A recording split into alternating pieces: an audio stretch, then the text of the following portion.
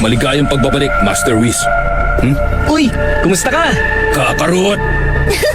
Kaya nga ng prediction ko kanina. Vegeta, salamat dahil nagabala ka pang lumabas upang batiin ako. Lahat ba ng ibinilin ko ay gaya pa rin ng dati? Opo.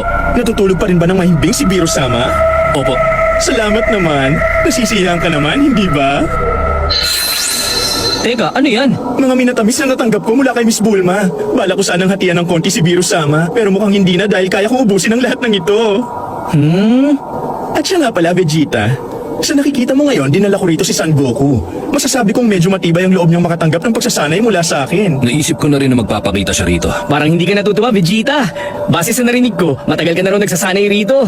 Sana man lang inimbitahan mo rin ako pumunta rito. Hindi ko kailangan sabihin sa ang lahat. Ano yun? Kahanga-hanga ka, Vegeta. Hindi ako makapaniwala